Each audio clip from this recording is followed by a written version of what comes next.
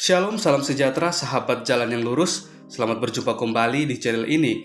Saya berharap dan selalu berdoa semoga sahabat semua tetap dalam keadaan baik, dalam keadaan sehat, dan pastinya tetap di dalam perlindungan Tuhan. Saya juga mengucapkan banyak terima kasih kepada semua sahabat yang selalu setia untuk meluangkan waktu menonton video-video di channel ini dan juga terus mendukung perkembangan channel ini dengan mengklik tombol subscribe, like, komen, dan juga share kepada teman-teman yang lain supaya teman-teman yang lain juga boleh mendapatkan informasi seputar iman kekristenan. Kiranya Tuhan Yesus memberkati kita semua.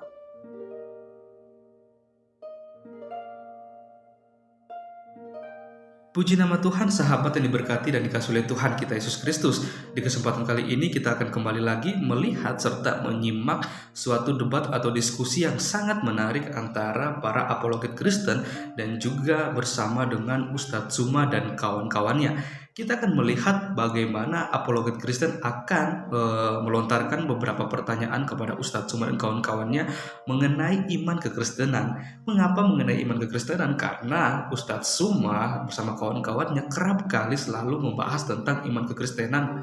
Kalau kita melihat, malahan mereka lebih banyak membahas tentang Alkitab, tentang Yesus Kristus, daripada mereka membahas tentang iman dan keyakinan mereka, bahkan juga Alkitab atau kitab suci mereka seperti itu. Maka dari itu kita akan melihat bagaimana keberlangsungan diskusi atau debat tersebut. Kita berharap supaya melalui diskusi ini kita semua boleh dicerdaskan, kita mendapatkan suatu pencerahan dan kita mau melihat kebenaran yang sesungguhnya dibukakan di dalamnya dengan data-data yang valid yang bisa dibuktikan kebenarannya. Oke sahabat semua, selamat menyaksikan. Tuhan Yesus memberkati. Pak Dhani Handoko yang bernama Pak Dhani Handoko dan siap berdialog dengan Bang Zulkifli M. Abbas. Ya, baik. Ini baik. Pak Dhani Handoko, perlu diketahui bahwa tema kita malam hari ini yaitu ini sebagaimana yang di layar, debat Islam versus Kristen, ajaran Kristen versus ajaran Yesus. Apakah Anda setuju? Siap, Pak Dhani? Oke, siap, Bang. Oke, siap. Kalau seperti itu kan kita tampilkan waktunya dan siapa yang akan memberikan presentasi. Apakah Pak Dhani langsung siap? Jadi 40 menit. Bang Zulkifli sama Pak Dhani diberikan waktu seperti itu. Dan itu digunakan baik untuk bertanya, menjawab, pembukaan maupun penutup. Dan jika waktunya telah habis, maka maaf tidak bisa memberikan sama sekali pernyataan apapun seperti itu. Karena di sini ada beberapa orang yang telah masuk termasuk Roti Hidup. Sebentar ya, sabar dulu teman-teman nih. Karena beberapa orang yang telah masuk dan mohon menampakkan wajahnya bagi ini khusus untuk Kristen saja. Ada yang ditanyakan Pak Dhani Handoko terkait rule dialognya 40 menit. Ada yang ditanyakan atau bagaimana sebelum dimulai? Iya, siap, makasih ya Bang. Kebetulan saya baru nih, jadi kalau misalnya saya ada yang salah-salah coba dikasih arahan ya Bang ya. Oke, siap Pak Dhani. Seperti ini Pak Dhani sama Pak Zul, 40 menit. Saya ulangi sekali lagi untuk memberikan presentasi, bertanya, menjawab, dan penutup. Dan ketika dirasa Pak Dhani telah memberikan pernyataan dan dirasa cukup, silakan lemparkan ke Bang Zulkifli dan menggunakan kata silakan, biar waktunya berpindah seperti itu. Bisa dipahami Pak Dhani? Bisa Pak.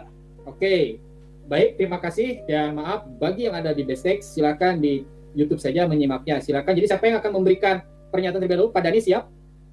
Siap.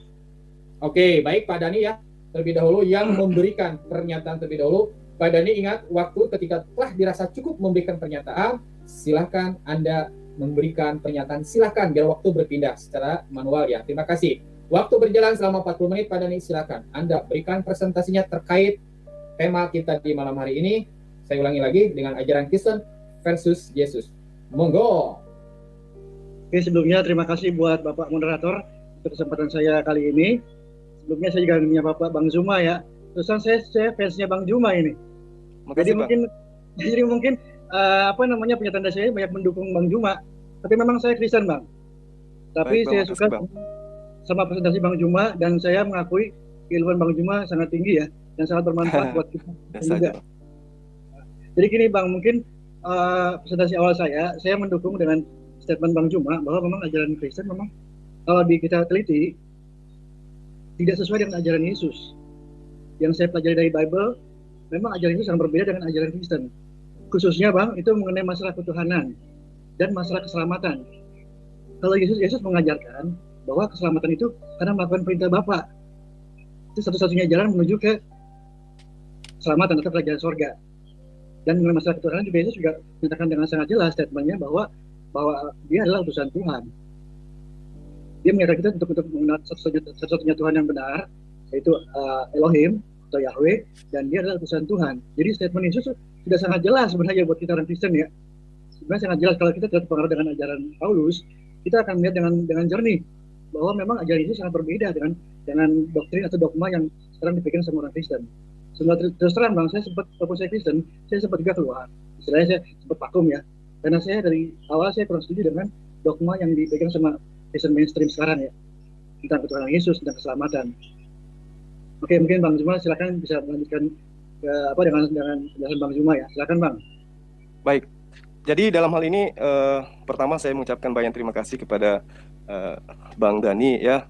Ya, alhamdulillah puji Tuhan kita senantiasa lebih mengedepankan ajaran para nabi di dalam kehidupan keberagamaan. Jadi Tuhan itu selalu harus dipuji karena dialah yang mengutus para nabinya untuk mengajarkan kita sebagai manusia ciptaan Tuhan untuk mengabdi kepada Dia satu-satunya Sang Pencipta, tidak mengabdi kepada para utusannya. Nah, dengan pemahaman Bang Dani tadi, artinya bahwa pada fase ini kita masih satu kubu, mendudukkan Yesus itu sebagai utusan Tuhan, dan seharusnya kita sebagai ciptaan Tuhan melakukan kehendak Tuhan. Kalau dalam ajaran agama Islam disebut Allah, di dalam ajaran Kristen disebut Bapa. Ya, pada intinya ini adalah esensi pencipta alam semesta. Nah,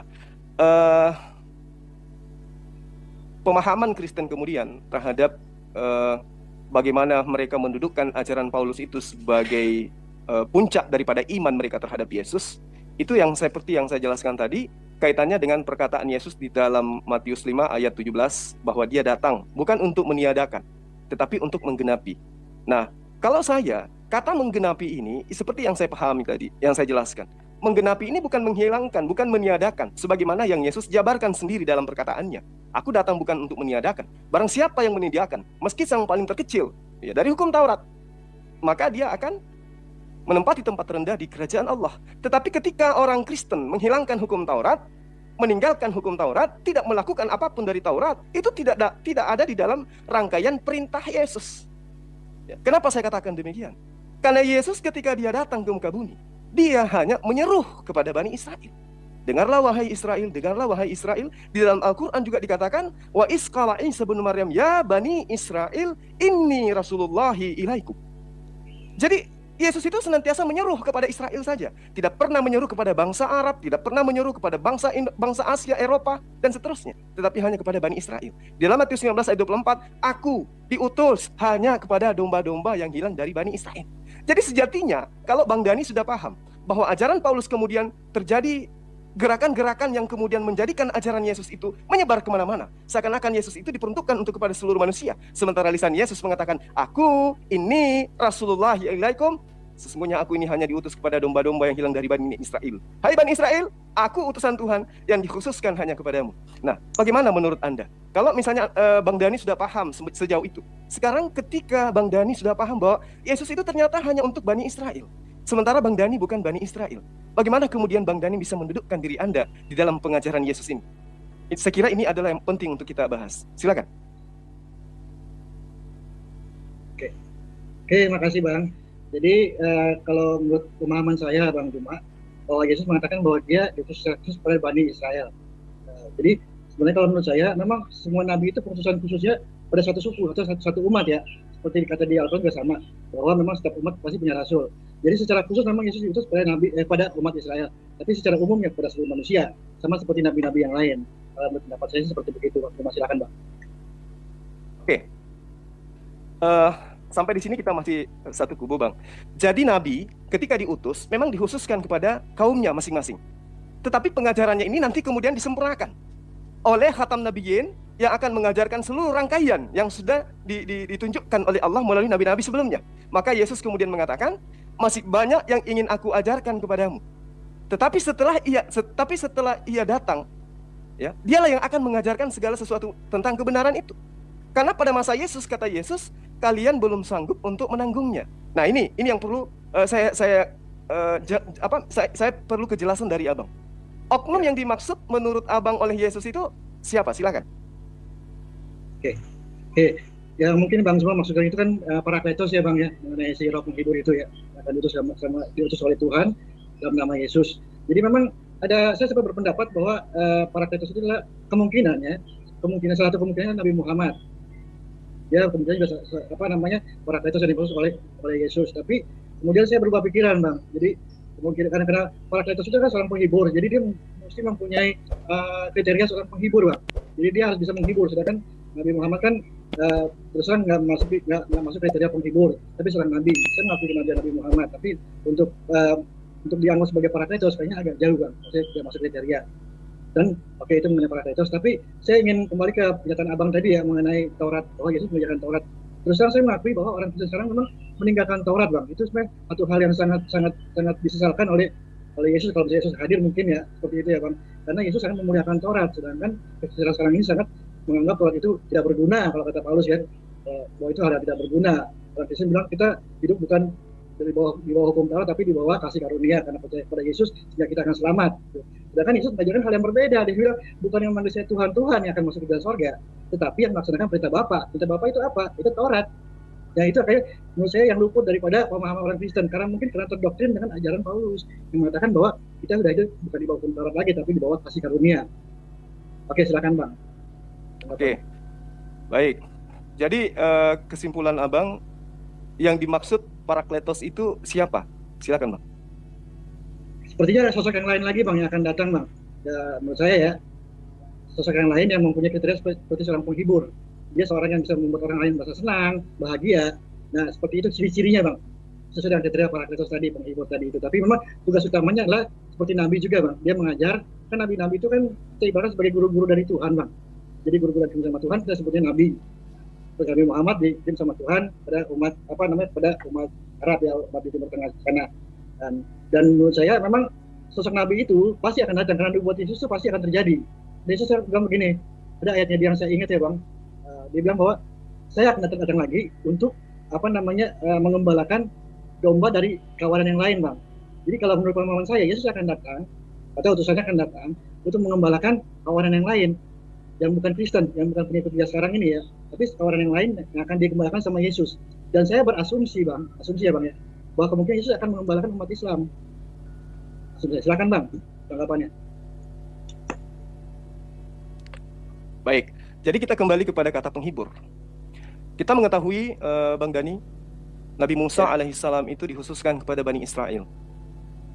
Kemudian Yesus juga dikhususkan kepada Bani Israel. Nah, lalu adakah sosok utusan Tuhan yang dikhususkan kepada kita yang bukan Bani Israel? Rasulullah Muhammad SAW di dalam Al-Quran surah Al-Anbiya ayat 107 ya, dikatakan wa ma arsalnaka illa rahmatan lil alamin. Ya. Dan dikatakan di ayat ini kami tidak mengutus engkau Muhammad SAW melainkan untuk menjadi rahmat bagi seluruh alam. Jadi kalau kita panjang umur misalnya nih, ya kita berlogika, ini demi kebenaran. Kita hidup pada masa Abraham. Ternyata Abraham dikhususkan hanya keturunannya untuk dijanjikan keselamatan. Kita diam, kapan kita diberi janji untuk diselamatkan? Kemudian beberapa tahun kemudian Musa juga diberi bertugas untuk hanya membebaskan Bani Israel dari perbudakan Mesir. Lalu kemudian Allah memberikan perjanjian baru kepada mereka. Di dalam Yeremia 31 ayat 33. Apa itu? Aku Allah akan menanamkan hukum Taurat kepada batin setiap Bani Israel. Terus kita kapan? Jadi penonton aja terus.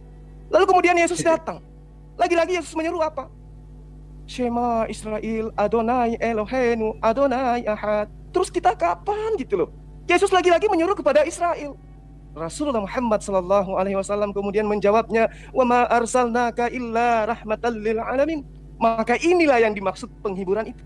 Kita terhibur, kita merasa ada yang menyelamatkan seketika.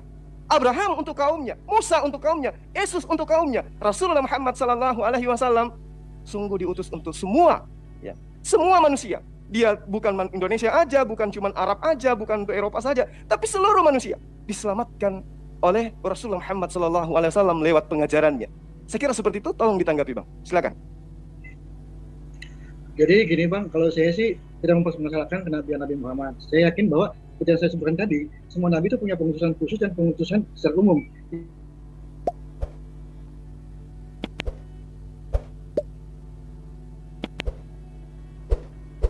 halo? Halo, jaringan saya yang gangguan atau? Halo? Jaringan saya yang gangguan ya? Tes, tes. Tes. Oke, dan ternyata Pak Dani ini ganggu jaringan ya. Terlihat seperti itu. Mari kita tunggu teman-teman. Halo. Maaf sekali, ini karena masalah jaringan ya. Iya.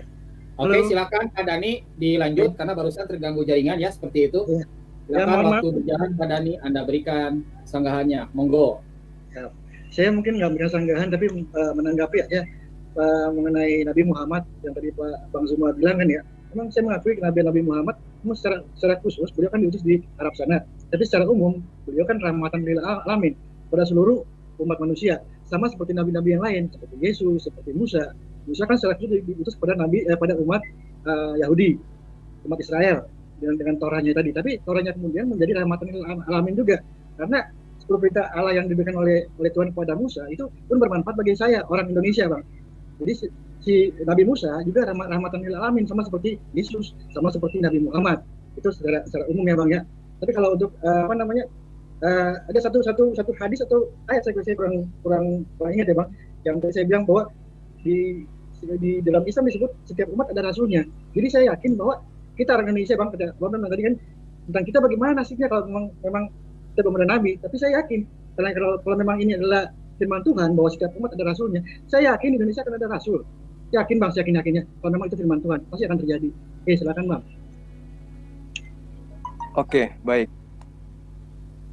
Nah, itu Rasulullah Muhammad SAW itu dikhususkan untuk seluruh alam semesta. Dia adalah menjadi rahmat.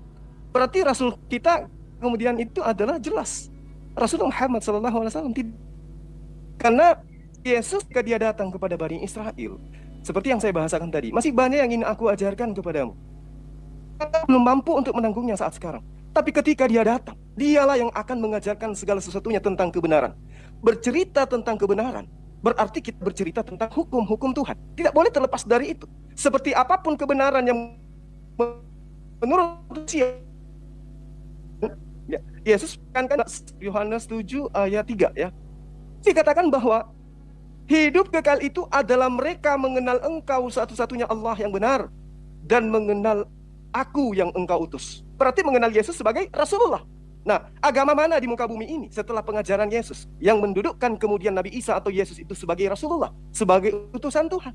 Apakah Buddha, Hindu, Konghucu dan seterusnya? Tidak lain dan tidak bukan. Bahkan Kristen sendiri pun ya, mulutnya mengatakan Yesus itu adalah utusan Tuhan, tapi perilaku keberagamaannya justru mendudukkan Yesus itu sebagai Tuhan.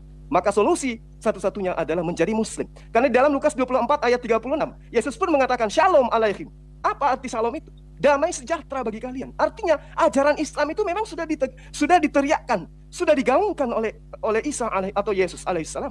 Itu sangat jelas, Bang. Oleh karena itulah kemudian ketika Anda mengatakan bahwa seluruh kaum itu, seluruh bangsa diberikan utusan dari Allah, mungkin yang Anda maksud adalah dalam Al-Qur'an bahwa kami tidak mengutus seorang rasul pun kecuali dengan menggunakan bahasa kaumnya. Mungkin itu yang Anda maksud. Nah, untuk itulah kemudian seperti yang Anda jelaskan bahwa Rasulullah Muhammad SAW itu datang ke bangsa Arab dengan menggunakan bahasa Arab. Tetapi ajarannya semuanya diperuntukkan untuk seluruh bangsa yang ada di muka bumi. Contoh secara logika, Al-Quran menggunakan bahasa Arab. Tapi ketika Anda ke Cina, Anda ke Jepang, ke Eropa, atau kemanapun, Al-Quran itu satu bahasa. Ya, kami masuk ke dalam masjidnya orang Tionghoa. Di sana pasti menggunakan ketika baca Al-Fatihah, semua sedunia menggunakan bacaan yang sama. Artinya memang dikhususkan untuk itu. Nah, kebalikan, ketika kita menggunakan ajaran Yesus atau ajaran Kristen, kita ke Jepang, masuk ke dalam gereja, mereka khotbah, menggunakan bahasa dia, kita tidak ngerti apa yang mereka lakukan, apa yang mereka katakan. Itulah maka dikatakan Islam, Rasulullah Muhammad SAW itu adalah seorang penghibur yang menghibur orang-orang di luar daripada Bani Israel yang dijanjikan keselamatan. Makanya Allah mengatakan bahwa inna dina indallahi Islam, sesungguhnya agama Islam itu adalah yang paling diridai oleh Allah. Silakan tanggapannya. Terima kasih.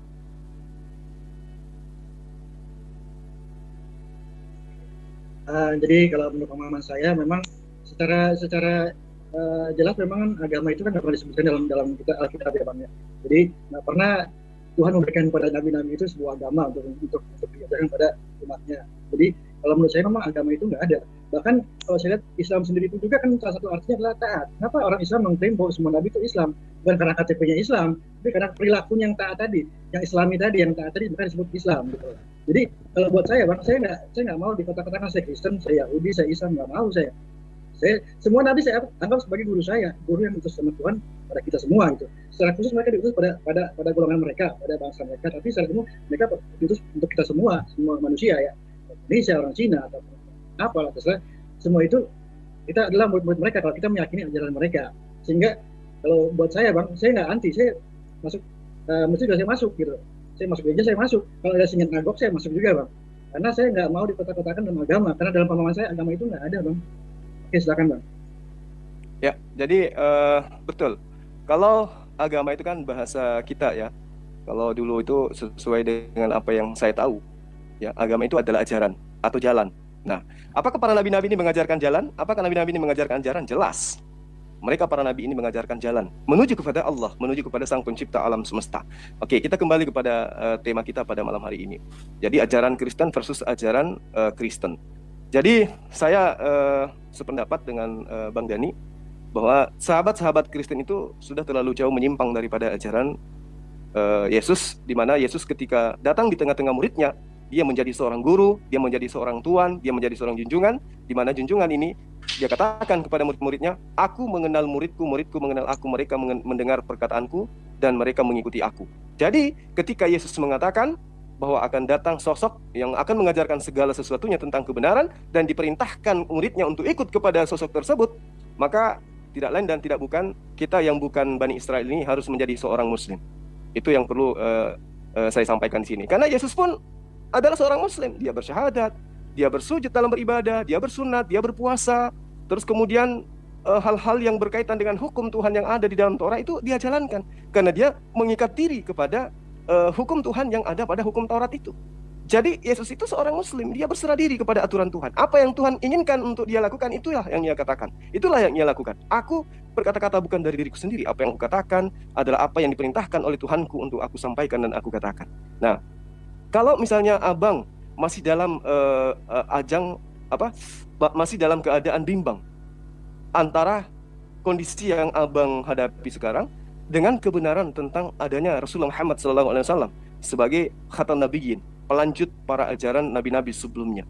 Apakah Anda tidak khawatir ketika kelak kemudian dimintai pertanggungjawaban oleh Allah? Karena seluruh manusia itu akan dimintai pertanggungjawaban.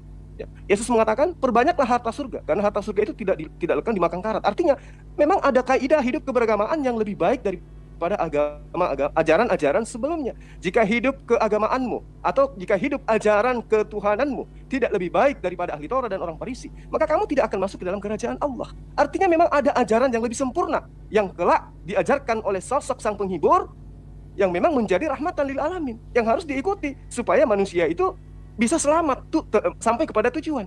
Kalau cinta kepada Yesus, maka wajib kita mengikuti apa yang diinstruksikan dia. Kita diperintahkan untuk ikut kepada sosok penolong ini, sosok penghibur ini. Nah, bagaimana menurut Anda? Silakan, Bang. Oke, makasih Bang. Jadi saya juga ingin mendeklarasi bahwa memang saya adalah seseorang yang mencintai Yesus, mencintai ajaran Yesus. Tapi saya kurang setuju dengan ajaran Kristen secara umum ya, mainstreamnya saya nggak setuju. Tapi secara khusus saya memang pengikut Yesus gitu. Karena mungkin seperti pemahaman abang juga bahwa Yesus itu buat saya memang bukan Tuhan, utusan Tuhan gitu. Dan Yesus juga mengajarkan Taurat harus kita patuhi gitu. Karena menurut Yesus kan kalau kita mau masuk ke dalam surga kita harus mengikuti perintah Bapa, yaitu Taurat tadi. Jadi kalau Yesus sih menurut saya mengajarkan mengenai Taurat, kita harus melakukan Taurat kalau kita mau selamat. Maksudnya seperti itu. Sama juga seperti di Islam yang saya lihat juga sama, Bang. Misalnya banyak melakukan syariat-syariat dari Taurat seperti tadi puasa, sunat, kemudian apalagi tadi ya puasa, sunat, dan lain-lain, korban, semua itu kan syariat dari Taurat. Sehingga menurut saya memang Islam itu juga istilahnya menjalankan syariat Taurat gitu. Jadi nggak melenceng jauh gitu dari ajaran Nabi Musa, ajaran Taurat nggak melenceng jauh. Sehingga saya juga istilahnya bersimpati juga dengan ajaran Islam. Mereka melanggengkan tradisi Taurat yang sebagaimana yang diajarkan oleh Yesus gitu. Jadi menurut saya memang kalau mau dibilang memang lebih dekat Islam dengan Yahudi daripada Kristen dengan Yahudi gitu. Atau Kristen dengan Islam. Ibarat kata ya Bang ya. Islam dan Yahudi itu seperti adik kakak kandung gitu. Kalau Kristen adalah tiri atau adik tiri gitu, agak jauh syariatnya gitu. Terus sebenarnya tadi kan abang bertanya yang mengenai pertanggungjawaban kita nanti di akhirat nanti seperti apa kalau misalnya kita belum jelas gitu, apa namanya istilahnya kita siapa atau ajaran kita, agama kita apa. Kalau menurut saya seperti ini Bang, kita kan kalau menurut Yesus kan kita akan lihat perbuatan kita gitu. Kalau misalnya kita menurut firman Tuhan, menurut hukum Taurat, kita akan masuk surga gitu. Walaupun misalnya kita agamanya apapun juga, tapi kalau kita melaksanakan firman Tuhan, contohnya kalau misalnya di Kristen kan dari Taurat ya, melaksanakan Taurat, 10 perintah Musa itu yang kita lakukan. Jangan ada padamu Tuhan lain di hadapanku. Nah, sedangkan terus terang umat Kristen sekarang udah punya Tuhan dua, Elohim dan Yesus. Itu di perintah pertama dari hukum Taurat udah gugur, Bang. Gitu. Sehingga saya terus terang agak melenceng, sebenarnya agak kurang setuju gitu, karena baru di perintah yang pertama udah salah, gimana 9 perintah yang lain gitu loh. Gitu. Sehingga perintah yang lain itu kan mengajarkan jangan membunuh, jangan mencuri, jangan berzina. Jadi secara universal itu memang itu hal kebaikan yang mesti kita lakukan untuk bisa mencapai. Halo, oke. Jadi kalau menurut saya memang Kekristenan dengan ajaran Yesus ada dua hal yang berbeda. Bahkan kalau boleh dibilang kontradiksi, Bang. Ajaran Paulus dan ajaran Yesus itu kontradiksi. Yang satu mengagungkan Taurat, yang satu mengatakan Taurat itu tidak berguna. Jadi bertolak belakang. Sehingga kalau bisa disatukan, jadi kayak nyambung gitu. Kekristenan dengan ajaran Yesus nggak nyambung, sama sekali nggak nyambung. Oke, silakan, Bang. Baik, saya tertarik dengan paparan Bang ini ya. Saya ingin bertanya kepada Abang. Pertanyaannya sederhana.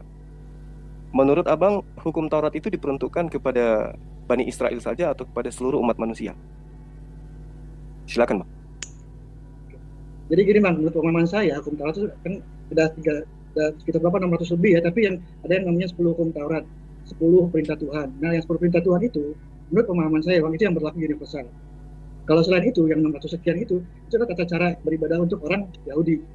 Sehingga itu berlaku khusus buat orang Yahudi. Tapi yang 10 firman Tuhan itu adalah yang berlaku universal, Bang. Bisa kita pakai juga. Dan akan berlaku sampai kalau menurut Yesus kan sampai bumi ini berlalu itu nggak akan dihapus. Karena itu berlaku universal dan selamanya. Kalau menurut saya seperti itu, Bang. Silakan. Ada dalilnya nggak, Bang, kalau hukum Taurat itu berlaku untuk seluruh manusia? Oh, kalau saya kurang bagus menghafal ya, Bang, sehingga saya nggak pernah bisa menghafal ayat-ayat. Satu ayat pun saya nggak pernah hafal, Bang. Mungkin kata-katanya sekilas saya masih ingat, tapi kalau untuk menghafal ayat terus terang saya nggak mampu. Kata saya mau kurang bagus. Oke, silakan, Bang. Iya, berarti secara tidak langsung Abang mengatakan bahwa hukum Taurat, ya, mau dia yang 10 hukum, mau yang 600 hukum, yang menjadikan penjabarannya dari 10 hukum ini, itu memang dikhususkan hanya kepada Bani Israel. Seperti yang saya terangkan tadi di dalam Yeremia 31 ayat 33. Aku akan membuat perjanjian baruku kepada Bani Israel. Apa perjanjian barunya Allah kepada Bani Israel? Aku akan memasukkan hukum Taurat ke dalam batin setiap Bani Israel. Kita tidak kedapatan, kita tidak kebagian. Karena ternyata hukum Tuhan itu hanya kepada Bani Israel. Makanya ketika Allah murka kepada Bani Israel, di dalam Ulangan 21 ayat 32, Allah mengatakan, engkau membangkitkan amarahku dan cemburuku, kata Allah. Wahai Israel, engkau membangkitkan amarahku dan cemburuku. Maka aku akan membangkitkan amarahmu dengan menggunakan yang bukan umat, dan membangkitkan cemburumu dengan menggunakan bangsa yang ummi atau bangsa yang bodoh. Artinya bahwa hukum Tuhan berupa apapun itu yang terikat di dalam rangkaian Taurat, ya, itu hanya mengikat kepada Bani Israel. Sehingga sosok yang datang kemudian itu adalah seorang penghibur. Penghibur ini menghibur orang-orang yang haus tentang kenabian, yang tidak ada nabi diutus kepada dia, kepada bangsanya, kepada kaumnya, yang tidak diberikan kitab suci kepada bangsanya. Maka sosok inilah yang datang menjadi seorang penolong, menjadi seorang penghibur, ya, yang menjadi rahmat bagi semuanya, bukan hanya kepada Bani Israel. Karena itulah kemudian Yesus yang kita cintai, Anda cintai, saya pun cintai, mengajarkan bahwa Dialah yang akan mengajarkan segala sesuatunya tentang kebenaran. Siapa yang tidak mendengarkan perkataan Nabi itu akan dibasmi dari umat kita. Coba, ini adalah penegasan Yesus, Bang. Kita nggak bisa main-main. Di dalam Kisah Para Rasul 3 ayat 22 sampai ayat 26, di situ ditegaskan. Ya, biar bagaimanapun penulis kitab terdahulu ini, mereka menuliskan berdasarkan hasil penyelidikan. Meski muatan daripada tulisan mereka bukan firman Allah, bukan sabda Nabi, tetapi paling tidak mereka dari hasil penyelidikannya itu ada sisi kebenaran di dalamnya. Bukankah di dalam kitab Tauratmu dikatakan Tuhannya Musa akan mengutus sosok Nabi yang sama seperti Musa. Barang siapa yang tidak mendengarkan perkataan Nabi itu akan dibasmi, akan dihilangkan dari umat kita. Ini penegasan. Artinya kita tidak boleh abu-abu. Sekali Muslim jadi Muslim, Sekali pengikut Yesus harus jadi Muslim. Sekali cinta kepada Yesus harus sesuai dengan ajaran dia. Nah, pertanyaannya kemudian, apakah yang dijabarkan oleh umat Islam di dalam kaitannya kehidupan keberagamaannya itu bertolak belakang dengan syariat? Itu bertolak belakang dengan apa yang diinginkan oleh Bapa, oleh Allah. Aku Tuhan atau Adonai atau Mar akan masuk ke dalam kerajaan surga, melainkan dia yang melakukan kehendak Bapakku yang ada di surga. Abang kenabian Rasulullah berarti sudah mengikuti kehendak Allah. Abang mengakui cinta kepada Nabi Isa atau Yesus berarti sudah mengikuti kehendak Allah. Tetapi sangat disayangkan, Anda belum totalitas di dalam menjalankan segala kebenaran yang diajarkan oleh sosok penghibur yang diminta oleh Nabi Isa atau Yesus di dalam Yohanes 14 ayat 16. Aku akan minta kepada Bapa seorang penolong lain, di mana dialah yang akan mengajarkan segala sesuatunya. Coba. Berarti ketika dia datang, kita harus mengikuti kehendak Bapa, karena kehendak Bapa sudah tertuang di dalam sebuah kitab, di mana kitab itulah yang disebut Kitabullah. Itulah yang disebut dengan Al-Quranul Karim, yang mengajarkan segala hukum-hukum yang ada di dalamnya, yang berkaitan dengan apa yang diajarkan oleh Yesus sebelumnya. Yesus bersyahadat, Shema Israel. Kemudian Yesus bersunat, Lukas 2. Kemudian Yesus berpuasa. Kemudian Yesus berdoa, menyembah kepada Allah. Semua rangkaian yang dilakukan oleh Yesus membuktikan dia bukan Tuhan, membuktikan dia bukan Kristen, membuktikan dia adalah seorang Muslim yang taat. Kita ada pada fase hidup di mana kita sudah diberi tuntunan itu. Sekarang mau menerima peluang itu atau tidak? Ini kesempatan. Ajal tidak ada yang bisa tahu. Hari ini bisa kita ngobrol seperti ini, besok kita tinggal nama. Kalau kita tidak masuk ke dalam kategori orang yang melakukan kehendak Allah, celakalah kita. Hanya mengakui tetapi tidak mengaplikasikan. Karena itulah kemudian Yesus mengatakan, engkau harus menyembah, ya, karena Allah itu gaib, maka engkau harus menyembah di dalam rohani dan juga kebenaran. Apa kebenaran itu? Kita sujud, harus ada tuntunannya. Kita berdiri, ada tuntunannya. Kita berjalan, ada tuntunannya. Semua yang kita lakukan bisa dipertanggungjawabkan di hadapan Allah. Karena itulah kemudian Bang, ya, ketika Anda mengakui saya tidak menghafal ayat di dalam Perjanjian Lama, di mana 10 hukum itu diperintahkan untuk semua manusia, itu membuktikan bahwa memang Abang dengan jujur mengakui bahwa perintah itu tidak ada. Bukan seperti itu Bang? Silakan. Oke, makasih Bang. Jadi kalau untuk 10 hukum Taurat, terus kan saya berusaha untuk menghafalnya, karena saya meyakini itu hukum universal untuk semua manusia. Yang mana kalau seingat saya, hukum itu mengatakan seperti ini. Ya, yang pertama, jangan ada padamu Tuhan lain di hadapanku. Yang kedua, jangan membuat bagimu patung dan sujud menyembah serta beribadah kepadanya. Yang ketiga, jangan menyebut nama Yahweh Tuhanmu dengan sembarangan. 4, ingat dan kuduskan hari Sabat, dan seterusnya Pak. Itu yang saya hafalkan. Karena menurut saya itu adalah hal yang universal, dan menurut Yesus juga itu nggak bakal dihapus sampai pada saat bumi berlalu. Jadi dengan hukum-hukum Taurat yang lain seperti masalah persembahan, pengorbanan, korban segala macam itu kan ada hukuman, mengenai masalah hukuman. Misalnya orang membuat dosa, dia akan dihukum dirajam. Itu kan berlaku hanya pada saat itu aja. Karena mungkin pada saat hukum itu diturunkan pada Nabi Musa, mereka kan sedang dalam perjalanan menuju ke tanah Kanaan dari Mesir. Sehingga nggak mungkin mereka membangun sebuah penjara misalnya seperti modern sekarang ya, sehingga bentuk hukumannya seperti itu dirajam. Tapi kalau sekarang udah nggak berlaku, karena sekarang udah punya bentuk hukuman yang berbeda. Hakikat hukumannya sama, tapi bentuk hukumannya berbeda sesuai dengan perkembangan zaman. Itu yang saya bilang tadi tidak berlaku selamanya. Itu hukum dari Taurat Musa. Sehingga kalau menurut saya seperti itu Bang. Jadi hukum yang Tuhan berikan pada Musa, yang 10 hukum Taurat tadi itu saya pegang sebagai pegangan saya gitu. Saya nggak mau menduakan Tuhan, sama seperti umat Muslim kan. Tuhan cuma satu, saya juga cuma satu. Bahkan kalau saya seorang pengikut Yesus, sangat mencintai Yesus, tapi saya nggak berani menuhankan Yesus, karena itu melanggar ajaran Yesus sendiri, melanggar hukum Taurat, gitu Bang. Oke, silakan Bang ditanggapi lagi Bang. Oke, jadi gini Bang, mohon maaf kalau saya salah. Sebenarnya di dalam Perjanjian Lama itu tidak ada perintah 10 hukum itu diwajibkan kepada seluruh umat manusia. Artinya perintah 10 ini itu dikhususkan hanya kepada Bani Israel. Lalu kata Yesus, jika hidup keberagamaanmu tidak lebih baik, tidak lebih sempurna dari ahli Taurat, artinya dari orang yang diberi 10 hukum ini, maka kamu tidak akan masuk ke dalam kerajaan Allah. Itu jelas. Nah, bagaimana dengan Islam? Kaitannya dengan 10 hukum Taurat ini. Di dalam surah Al-Hajj ayat 23. Hukum pertama, jangan ada Tuhan lain selain Allah. Dialah dialah Allah, tiada Tuhan selain Dia. Dialah Raja yang Maha Suci, yang Maha Sejahtera, yang mengaruniakan keamanan, yang Maha memelihara, yang Maha Perkasa, yang Maha Kuasa, yang memiliki segala keagungan. Maha Suci Allah dari apa yang dipersekutukan oleh orang-orang yang menyekutukan Allah dengan makhluk. Jangan menyembah berhala, perintah kedua. Di dalam surah Al-Baqarah ayat 22. Dialah yang menjadikan bumi sebagai hamparan bagimu dan langit sebagai atap, dan dia menurunkan air hujan dari langit, lalu dia menghasilkan dengan hujan itu segala buah-buahan sebagai rezeki untukmu. Karena itu, janganlah kamu mengadakan sekutu-sekutu bagi Allah, padahal kamu mengetahui. Perintah ketiga, jangan menyekutukan Allah, jangan ada ilah lain selain daripada Allah. An-Nisa ayat 116. Di situ dikatakan sesungguhnya Allah tidak mengampuni dosa mempersekutukan Dia dengan apapun, dan Dia mengampuni dosa yang selain syirik bagi siapa yang dikehendakinya. Barang siapa yang mempersekutukan sesuatu dengan Allah, maka sesungguhnya ia telah tersesat sejauh-jauhnya. Itu terang di dalam surah An-Nisa ayat 116. Hukum yang keempat, kuduskan hari Sabat. Di dalam surah Al-Jumu'ah ayat 9.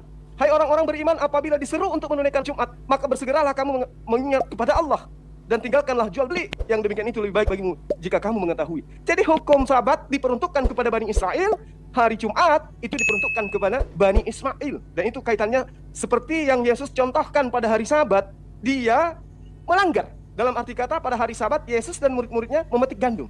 Artinya yang diterangkan oleh Al-Quran, ketika Isa datang atau Yesus datang kepada Bani Israel, dia merubah sebagian yang diizinkan oleh Allah dan mengukuhkan hukum Taurat sesuai yang diperintahkan oleh Allah. Lalu kemudian di posisi hukum kelima, di dalam Al-Quran diterangkan dalam surah Al-Isra ayat 23.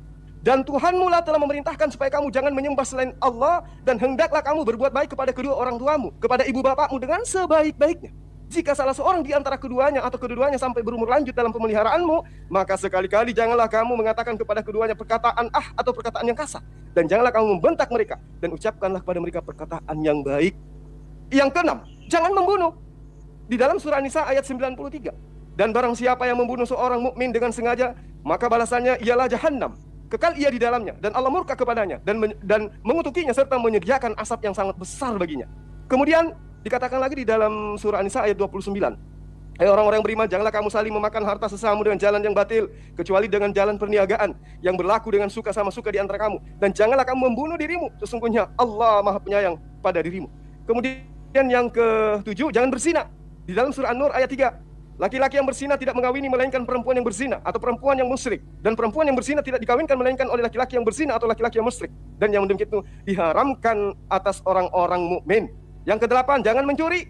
Al-Maidah ayat 38. Laki-laki yang mencuri dan perempuan yang mencuri, potonglah tangan keduanya sebagai pembalasan bagi yang mereka kerjakan dan bagi siksaan dari Allah, dan Allah Maha Perkasa lagi Maha Bijaksana. Lalu kemudian jangan bersumpah palsu. Di dalam surah At-Taubah ayat 42, jangan menginginkan milik orang lain, juga diterangkan di dalam Al-Baqarah ayat 180, ya, di dalam surah An-Nisa ayat 2. Lalu kemudian yang ke-10 ya, jangan menginginkan milik orang lain. Jadi semua yang ada di dalam 10 hukum Taurat itu sudah dituangkan di dalam Al-Qur'an. Jadi kurang apa lagi coba? Maka Yesus mengatakan, dialah yang akan mengajarkan segala sesuatunya tentang aspek-aspek segala kebenaran. Tidak ada jalan lain, harus menjadi seorang muslim jika cinta kepada Allah, cinta kepada Nabi Isa atau Yesus alaihissalam. Silakan tanggapannya, Bang. Terima kasih, Bang. Jadi di sini poin ini saya bisa berbangga hati, Bang, bahwa ini kan premis saya bilang bahwa 10 perintah Tuhan itu kan bersifat universal yang berlaku selamanya. Ini terbukti dengan tadi penjelasan Abang tadi, bahwa di Al-Quran itu sendiri misalnya mengacu pada Taurat tadi yang 10 firman Tuhan tadi, Bang. Jadi apa yang saya asumsikan tadi berarti sesuai dengan apa yang Abang jelaskan tadi, bahwa Taurat itu yang 10 firman Tuhan tadi itu memang berlaku selamanya, karena Islam sendiri pun tidak memakai itu gitu. Itu yang saya coba terangkan ke Abang, ya, supaya Abang juga bisa paham bahwa pemahaman saya tadi itu, bahwa itu misalnya bukan cuma sekedar asumsi, tapi memang terjadi, Bang, bahwa 10 firman Tuhan itu berlaku selamanya, berlaku universal, sehingga Islam pun juga menyadur itu, istilahnya mengambil sebagai referensi daripada itu juga. Nah, jadi kalau buat saya, Bang, sebagai pengikut Yesus, saya sangat ingin untuk menjadi bisa melakukan hukum Taurat dengan sebaik-baiknya, Bang, terutama 10 hukum tadi itu. Seperti yang dilakukan oleh umat Islam, terus saya angkat topi, saya salut. Umat Islam bisa melaksanakan Taurat. Taurat itu berat. Bahkan orang Kristen pun juga mengingatkan Taurat kalau masa itu berat. Terus sunat, terus puasa, segala macam berat gitu. Tapi umat Muslim mau melakukan itu, melanggar Taurat gitu. Itu saya angkat topi, saya puji umat Islam ya. Cuma sekarang begini, Bang, mungkin sedikit pertanyaan saya buat Abang ya, yang jadi ganjalan buat saya, kenapa nama Tuhan yang dibawa oleh Nabi Musa berbeda dengan nama Tuhan yang dibawa oleh Nabi Muhammad? Itu menjadi ganjalan buat saya terus terang. Oke, mungkin sekarang Abang bisa dijelaskan, Bang. Baik, jadi ini sudah jauh dari topik tapi nggak apa-apa. Abang percaya hukum Taurat kan? Iya. Abang percaya juga kitabnya Nabi Musa ada sebagai firman Tuhan? Iya. Oke, baik. Saya hanya ingin menjelaskan singkatnya gini.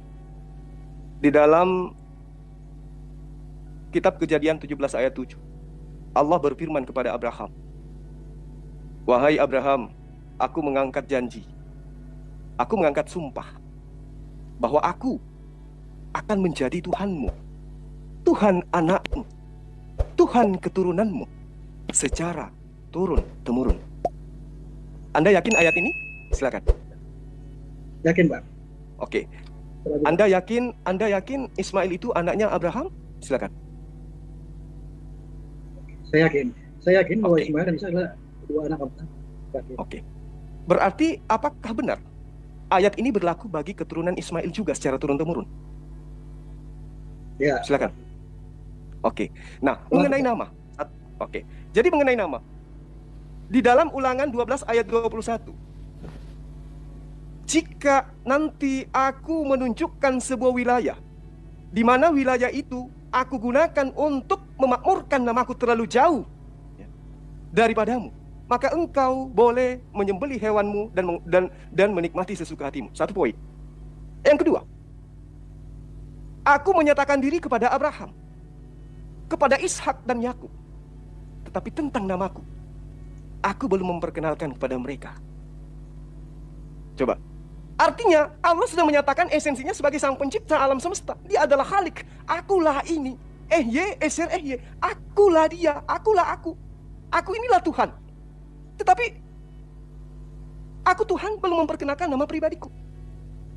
Aku hanya mengatakan diriku, aku bukan makhluk, tetapi aku adalah Yod He Vav He, sang pencipta yang maha hidup dan dia tidak mati. Berarti dia bukan makhluk.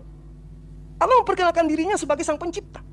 Tetapi tentang nama pribadinya, Allah belum perkenalkan kepada mereka. Karena wilayah itu belum ditentukan oleh Allah. Belum ada wilayah yang menjadi masyhur, menyebut kalimat tahmid, takbir, dan seterusnya untuk Allah. Tapi setelah Allah menunjukkan kalimat itu, atau wilayah itu, barulah Allah mengatakan kepada mereka, kepada manusia, Innani ana Allah, la ilaha illa ana. Aku inilah sang pencipta. Aku Allah. Itulah aku. Tidak ada Tuhan, hanya ada aku, Allah. Nah, secara bahasa, kita mengenal bahasa Abrahamaik, bahasa Semetik. Ada 3 bahasa serumpun. Ibrani, Aramaik, Arab. Kita tidak bisa mengganggu-gugat bahasa mereka, karena mereka adalah bahasa serumpun. Tadi poinnya jelas. Aku akan menjadi Tuhanmu, Tuhan anak-anakmu, Tuhan keturunanmu secara turun-temurun. Berarti ketika Ibrani mengatakan El, ya, Arab mengatakan Il.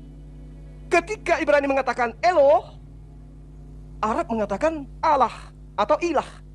Berarti penyebutan kemudian nama pribadi Allah atau nama pribadi sang pencipta jelas di dalam bahasa yang diajarkan oleh Allah kepada Rasulullah Muhammad SAW disebut dengan sebutan Allah. Karena itulah kemudian Bang, tidak memiliki dasar pijakan Lembaga Alkitab Indonesia menyebut nama Tuhan mereka dengan sebutan Allah. Karena pada dasarnya mereka tahu nama sang pencipta sesungguhnya itu adalah Allah. Maka dari itulah kemudian Bani Israel dilarang menyebut nama Tuhan dengan sembarangan. Kenapa? Alasannya bukan karena nama itu keramat, tetapi nama Allah itu suci. Tidak boleh disebut dengan sembarangan, karena memang belum diperkenalkan pada masa itu. Allah hanya mengatakan, aku adalah aku. Aku itu nama, bukan. Jadi itu tidak menunjukkan sebuah nama pribadi. Ya. Yod He Vav He tidak menunjukkan sebuah nama pribadi, tetapi itu adalah identitasnya dia sebagai pencipta dari semua yang diciptakan. Dia bukan manusia, dia bukan malaikat, dia bukan jin, dia bukan dan seterusnya, dia bukan tumbuhan, tapi dia adalah Khalik yang maha hidup, yang menghidupkan dan mematikan. Itulah dia. Belum memperkenalkan namanya kepada mereka. Nanti ketika dia datang, sosok penolong inilah yang mengajarkan bahwa nama sesungguhnya daripada sang pencipta Yod He Vav He itu adalah Allah Subhanahu wa Ta'ala, yang tertera di dalam Yesaya 5 ayat 16. Sesungguhnya Eloh Abraham, Ishak, dan Yakub adalah dia yang maha suci lagi maha tinggi. Dalam bahasa Arab yang disebut Subhanahu wa Ta'ala. Demikian Bang, silakan. Oke, jadi mungkin kita melenceng nggak apa-apa ya Bang ya.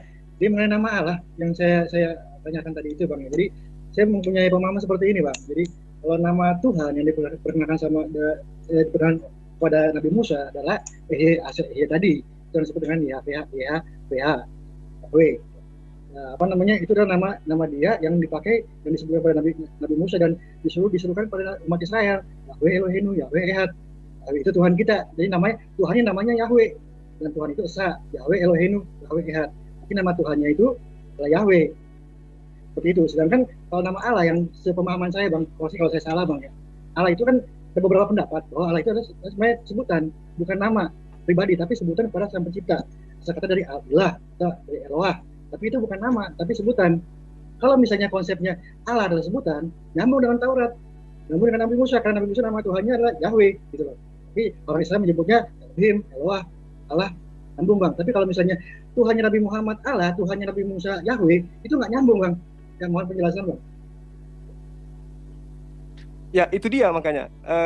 Ini kan hanya bahasa, Bang. Makanya saya katakan bahwa ketika Anda meyakini Kejadian 17 ayat 7 itu sebagai firman Tuhan, dan Tuhan, apapun namanya, ya, berjanji akan menjadi Tuhannya Bani Ismail dan juga Bani Israel, Bani Ishak, maka kita tidak bisa mengingkari itu.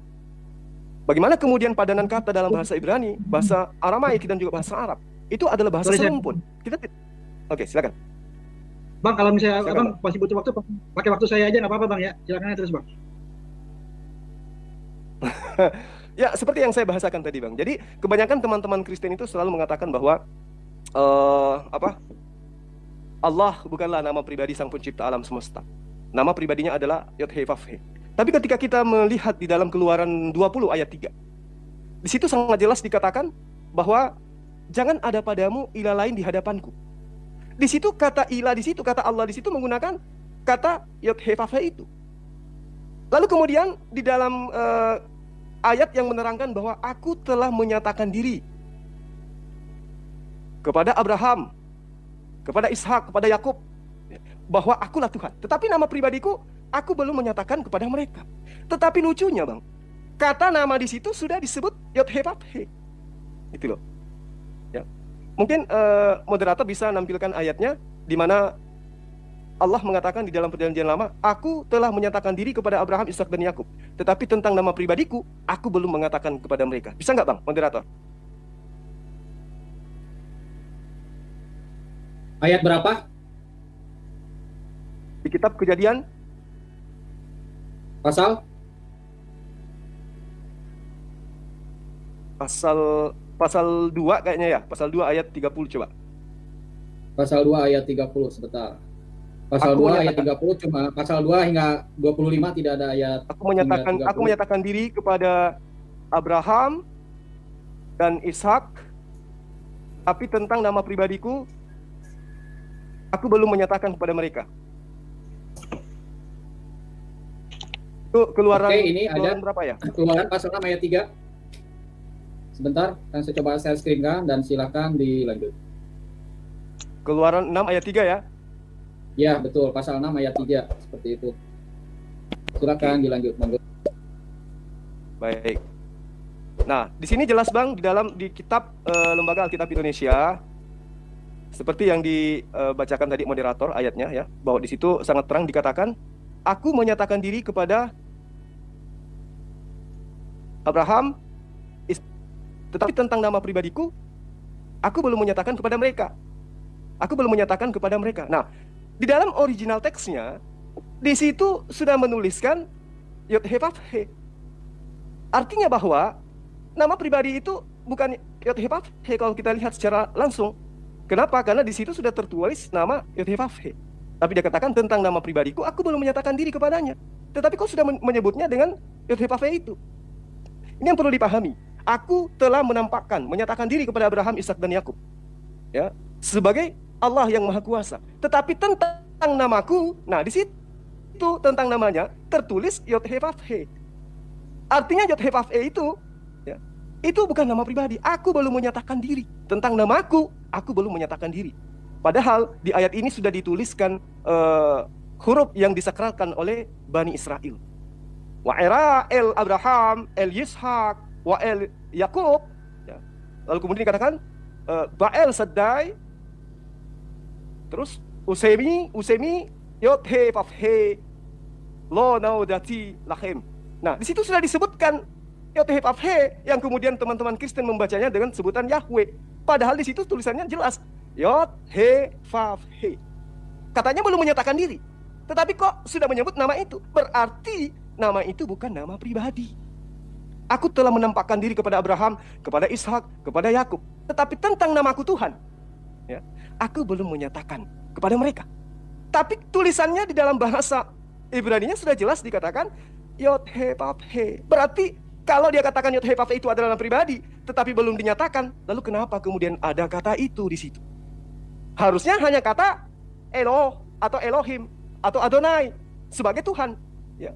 Tetapi tentang namaku Tuhan, aku belum menyatakan diri kepada mereka. Tapi jelas di situ telah tertulis Yod He Vav He. Harusnya belakangan baru kemudian dia ajarkan, aku inilah Tuhan Sang Pencipta alam semesta. Namaku adalah Yod He Vav He. Tapi ternyata tidak seperti itu.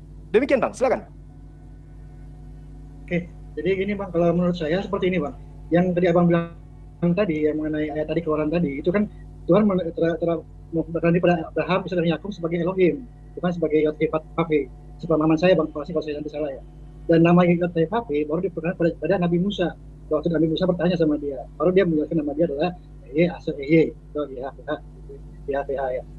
Jadi kalau menurut saya itu bukannya, jadi yang diperkenalkan sama Ibrahim dan Ibrahim Ishak dan Yakub adalah Elohim, bukan Yod He Vav He.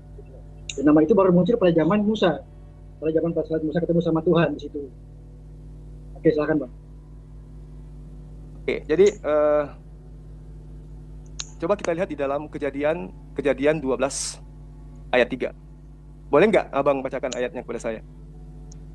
Dan HP saya kecil nih Bang, mata saya kurang bagus nih. Coba Bang, di-share dulu.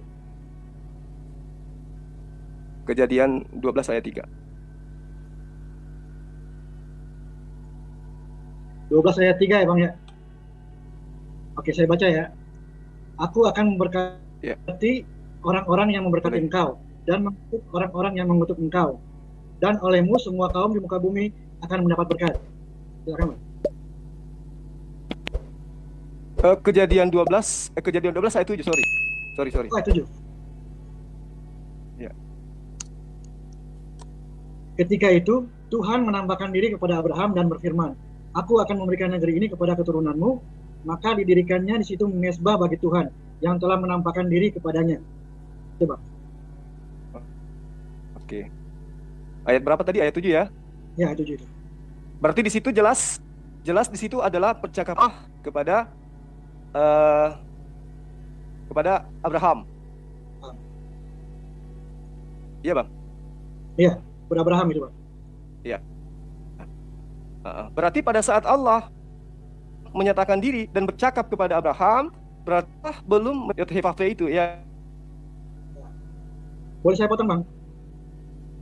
Iya. Boleh, silakan. Jadi gini Bang, kalau setahu saya, Silakan. Tuhan yang, oke, makasih Bang. Setahu saya Tuhan yang dikenal oleh Abraham, Ishak dan Yakub itu bukan Yod He Vav He, itu Elohim, El Shaddai, Elion. Tuhan Yod He Vav He baru dikenal pada zaman Nabi Musa, sehingga nama yang tadi Bang bilang bahwa dia dikenal pada zaman Nabi Ibrahim itu belum ada Bang. Yod He Vav He, adanya Shaddai, Elion, Elohim. Oke, silakan Bang.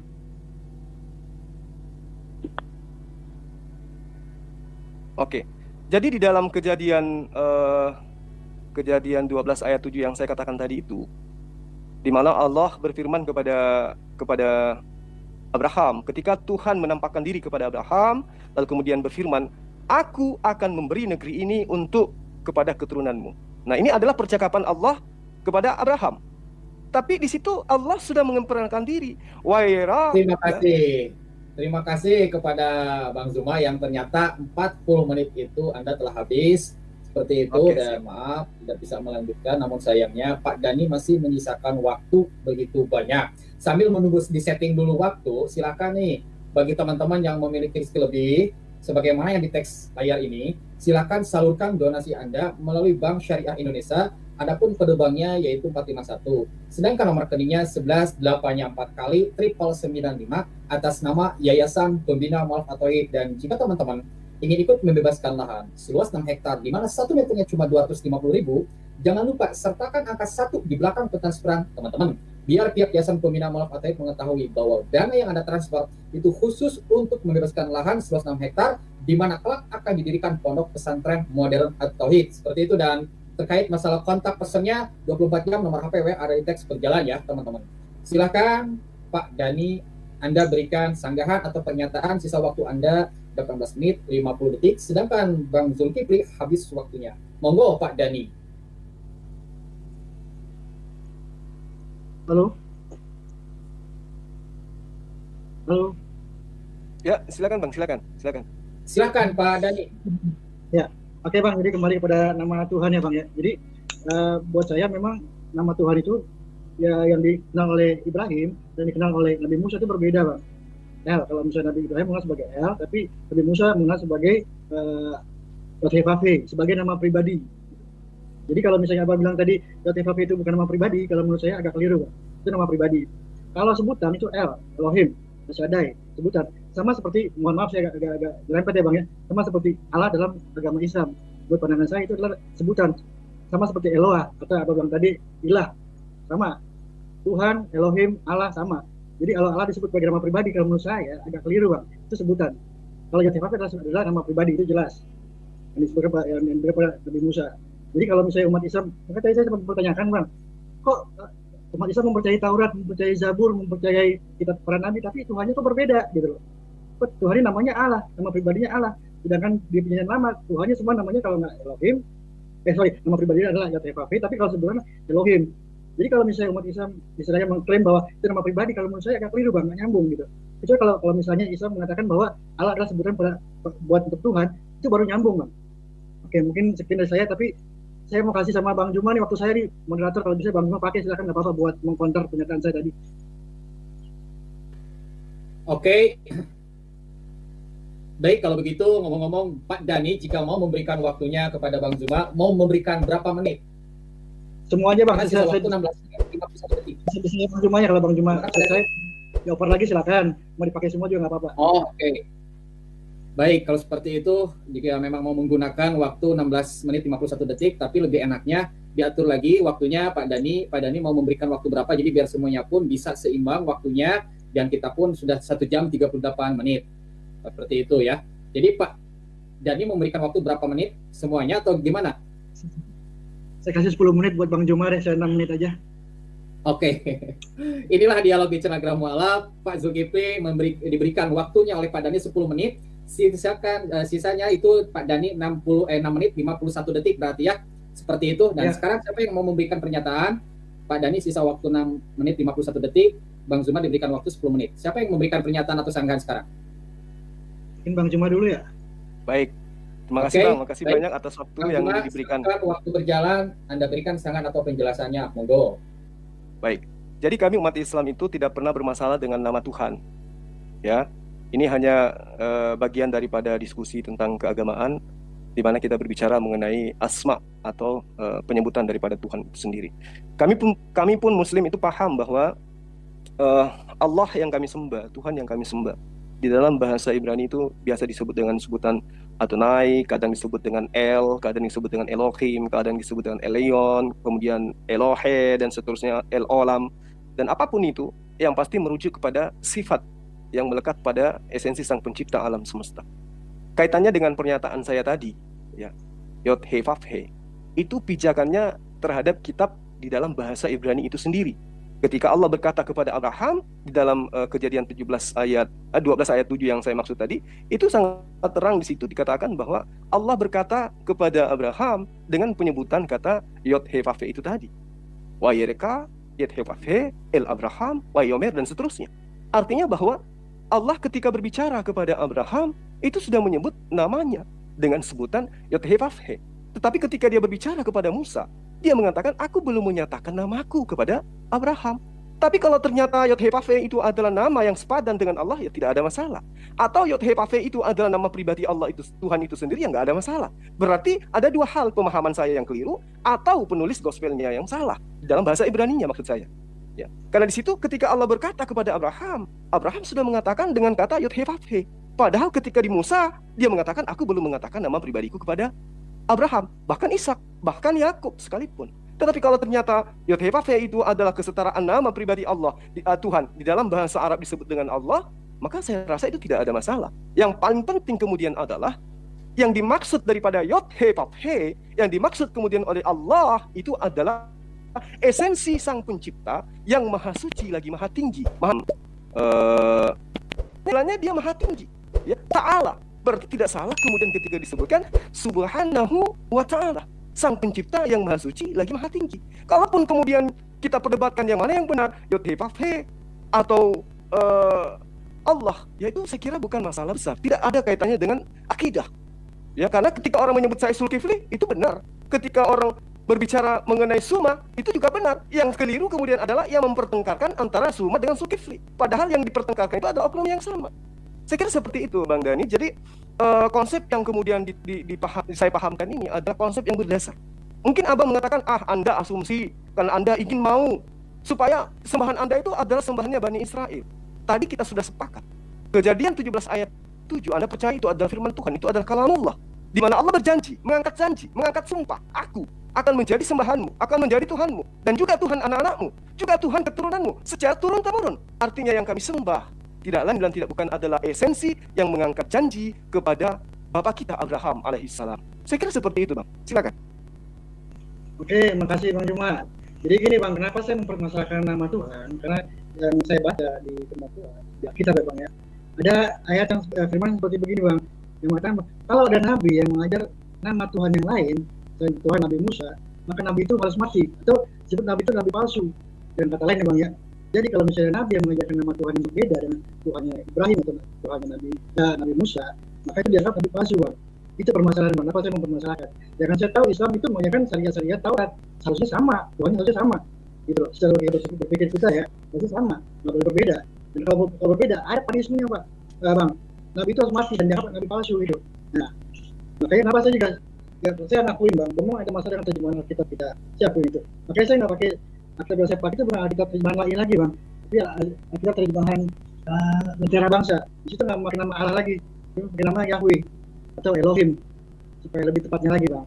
Jadi kira-kira begitu lah Bang. Maksudnya bukan saya mempermasalahkan nama Tuhannya Islam, enggak, itu haknya umat Islam, cuman saya menyayangkan karena setahu saya umat Islam adalah umat yang menjalankan syariat Taurat gitu. Misalnya udah 80% udah on the way Bang, misalnya udah 80% udah benar gitu, tinggal 10%, 20 atau 10% lagi jadi sempurna gitu. Saya menyayangkan, bukan saya menyalahkan ya Bang ya. Oke, silakan Bang Juma, pakai waktu saya masih ada sisa tuh Bang, silakan Bang. Jadi Abang sangat bijak dan sangat arif sekali ya.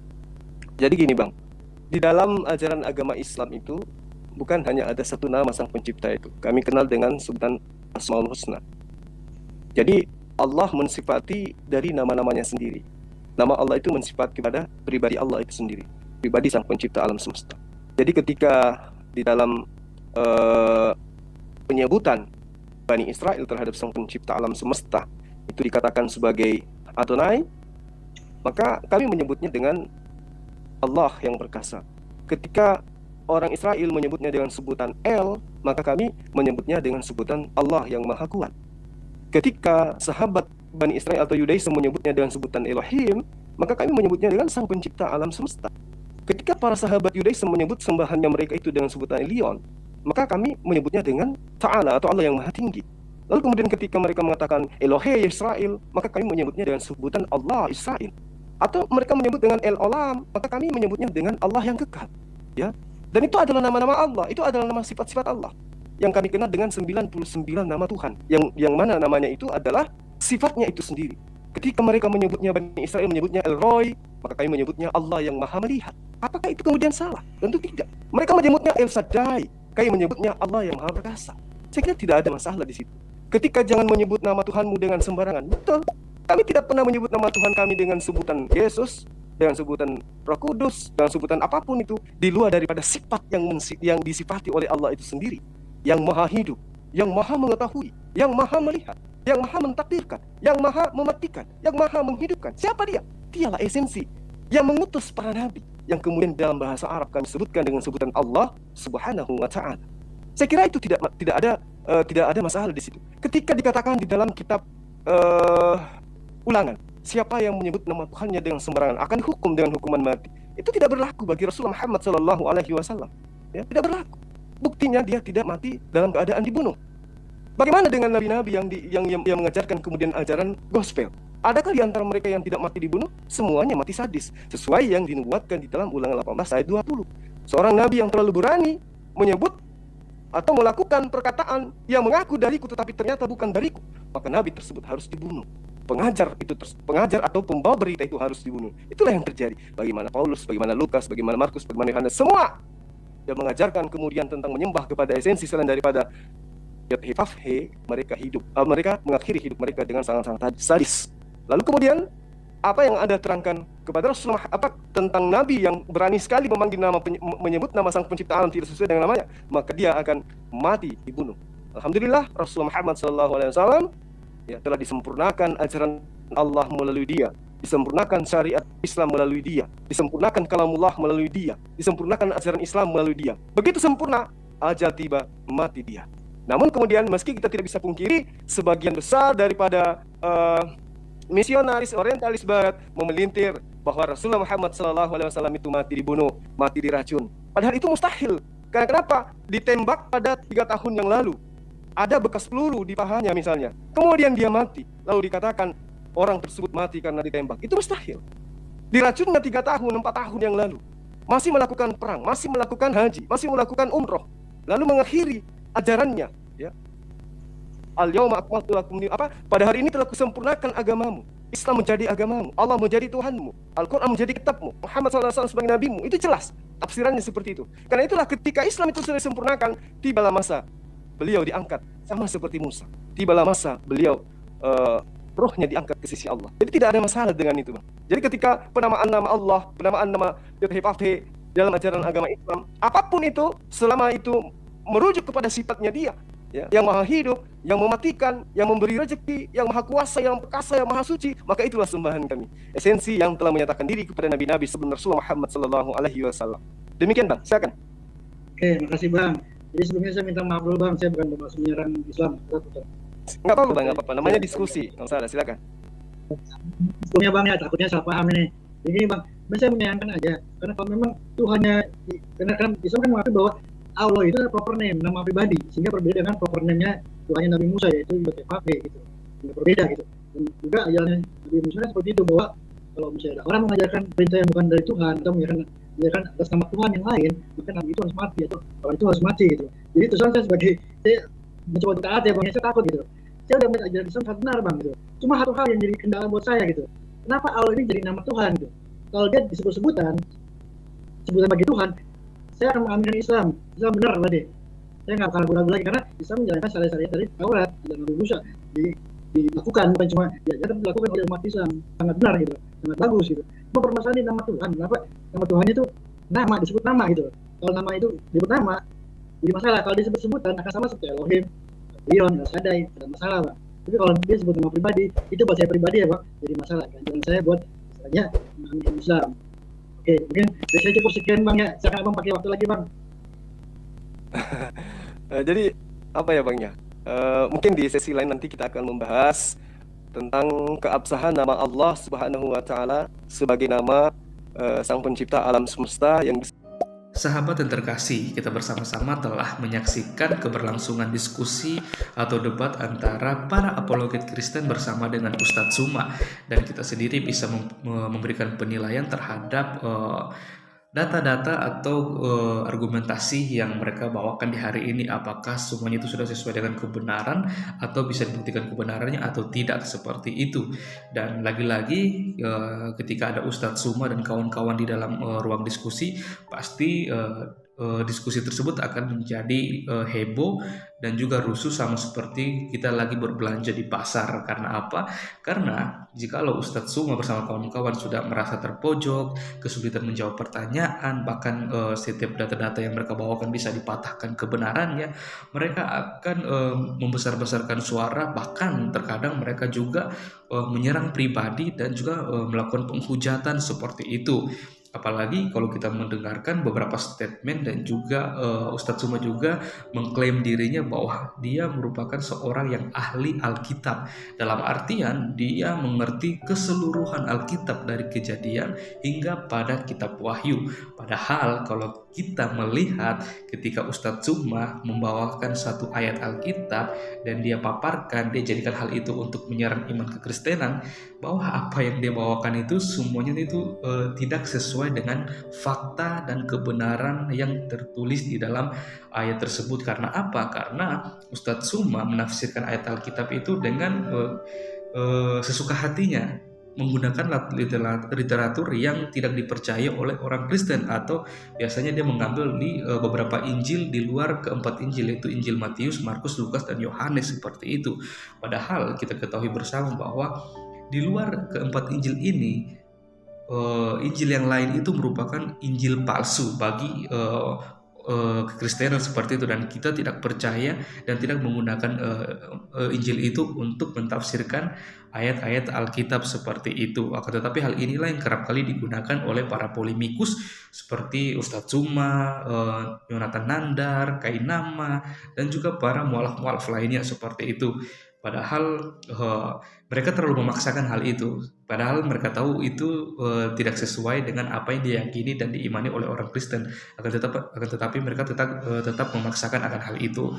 Sebenarnya yang perlu dipahami oleh para polemikus atau Ustadz Suma yang kerap kali membahas atau mengambil ayat-ayat di luar keempat Injil ini, seperti Injil Barnabas, Injil Filipus, dan Injil-Injil yang lain di luar Injil Matius, Markus, Lukas, dan Yohanes, mereka harus memahami ada beberapa pernyataan dari Paulus yang dia tuliskan di dalam Alkitab atau di dalam tulisannya, di mana dalam kitab Galatia Paulus sudah memperingatkan orang-orang yang baru bertobat yang sebenarnya bukan Injil. Hanya ada orang-orang yang mengacaukan kamu dan yang bermaksud untuk memutarbalikan Injil Kristus. Tetapi sekalipun kami atau seorang malaikat dari surga yang memberitakan kepada kamu suatu Injil yang berbeda dengan Injil yang telah kami beritakan kepadamu, terkutuklah dia. Seperti yang telah kami katakan dahulu, sekarang kukatakan sekali lagi, jikalau ada orang yang memberitakan kepadamu suatu Injil yang berbeda dengan apa yang telah kamu terima, terkutuklah dia. Kita bisa membukanya dalam Galatia 1 ayat 7 sampai ke 9. Mengapa demikian? Karena Injil yang dimaksudkan oleh Rasul Paulus ini yaitu berbicara tentang pribadi Yesus Kristus sendiri dan karya yang dilakukan oleh Yesus Kristus itu sendiri, dari kelahirannya, bagaimana pelayanannya, mujizat-mujizat yang dilakukan oleh Yesus Kristus, bagaimana ketika ia diserahkan, dia disiksa, disalibkan, mati, dan dibangkitkan pada hari ketiga, melayani bersama dengan para murid sampai dia naik ke surga, dan dia berjanji akan datang kembali untuk mengangkat semua kita yang hidupnya berkenan di hadapan dan yang percaya dan taat kepada Dia, seperti itu. Hal inilah yang seharusnya dipahami oleh para polemikus dan juga Ustadz Suma dan kawan-kawan yang kerap kali menggunakan Injil di luar keempat Injil, yaitu kata-kata yang mengunggah ini seharusnya meyakinkan setiap orang Kristen yang berpikir jernih bahwa sangat mungkin bagi iblis, para malaikatnya, dan agen-agennya untuk menyelewengkan Injil Kristus, sehingga mereka yang mengira bahwa mereka mempercayai kabar baik sebenarnya sedang ditipu oleh iblis. Hal ini harus diperhatikan. Yang mengerikan, hal ini benar-benar terjadi pada para petobat Paulus sendiri di Galatia, dan mereka berada dalam bahaya terkutuk. Kita harus berhati-hati agar hal ini tidak terjadi kepada kita, karena kita tahu bersama bahwa Injil palsu saya cukup baik untuk diselamatkan. Sayangnya jutaan orang yang mengaku Kristen telah menerima pemutarbalikan kabar baik ini. Mengapa demikian? Karena kalau kita melihat banyak orang Kristen yang pada akhirnya menjadi seorang mualaf karena mereka menerima Injil di luar keempat Injil. Injil Matius, Markus, Lukas, dan Yohanes. Mereka mendapatkan pengajaran-pengajaran yang tidak sesuai dengan apa yang diajarkan oleh Yesus Kristus, seperti itu, sehingga pada akhirnya mereka bimbang, mereka ragu, sehingga pada akhirnya mereka berpindah keyakinan. Dan hal inilah yang sangat disayangkan, supaya mari kita bersama-sama berdoa supaya kita para apologet Kristen yang supaya kita terus dipakai Tuhan secara luar biasa untuk terus memberitakan kabar baik, kabar sukacita, kebenaran kepada setiap orang yang selalu saja berusaha mengusik-musik iman kekristenan, supaya mereka boleh memiliki pemahaman yang benar dan baik tentang karya keselamatan yang telah disediakan oleh Allah melalui Yesus Kristus. Oke teman-teman, untuk itu saya mau mengajak kita semua untuk mengambil waktu untuk berdoa supaya kita semua para apologet Kristen dimanapun mereka berada, dan juga bagi para pendengar Injil, mereka boleh digerakkan hati dan mereka bisa melihat kebenaran yang sesungguhnya. Mari kita bersatu dalam doa. Kami bersyukur kepadamu ya Tuhan, Allah kami yang hidup, yang kami sembah di dalam nama Tuhan Yesus. Kami bersyukur dan berterima kasih buat kebaikan-Mu, buat rahmat dan kasih karunia-Mu yang begitu besar yang Kau berikan kepada kami, sehingga sampai saat ini kami boleh ada sebagaimana kami ada. Sesungguhnya itu karena kasih karunia Tuhan, semua karena anugerah-Mu yang begitu besar yang Engkau terus limpahkan dalam kehidupan kami ya Tuhan. Kami mohon ampun atas setiap kesalahan dan dosa yang kami lakukan tidak berkenan di hadapan-Mu, baik dalam perkataan kami, perbuatan, tingkah laku, hati dan pemikiran kami, supaya kami boleh hidup layak dan berkenan di hadapan-Mu ya Tuhan. Kami mau berdoa ya Tuhan untuk semua teman-teman para apologet Kristen dan juga hamba-hamba Tuhan, anak-anak Tuhan yang terus menggunakan media sosial untuk melayani, menjangkau banyak orang yang selama ini dibutahkan, bahkan tidak mengerti akan kebenaran, bahkan terus mengusik-musik iman kekristenan, supaya mereka terus dipakai Tuhan secara luar biasa dengan hikmat Tuhan, supaya mereka boleh memberitakan kabar baik, kabar sukacita, bukan setiap kebenaran yang selalu saja disalahgunakan, bahkan tidak dipahami oleh orang-orang di luar kekristenan ya Tuhan. Kami berdoa biarlah anugerah Tuhan, pertolongan Tuhan, hikmat dari Tuhan terus menyertai mereka semua. Dan bahkan mereka yang mendengarkan diskusi atau debat ini, mereka boleh dibukakan, dicerahkan, dan mereka boleh melihat kebenaran dan keselamatan yang sejati yang disediakan oleh Allah melalui Yesus Kristus. Dan ketika kita percaya kepada Yesus Kristus, kita memiliki kehidupan yang kekal, hidup bersama-sama dengan Bapa di surga. Terima kasih Tuhan Yesus, ini doa kami, ini harapan kami, yang kami naikkan hanya di dalam satu nama, yaitu Yesus Kristus Tuhan dan Raja kami. Haleluya, amin. Oke teman-teman, sekian video saya di hari ini. Sampai berjumpa di video saya selanjutnya. Tuhan Yesus memberkati kita semua.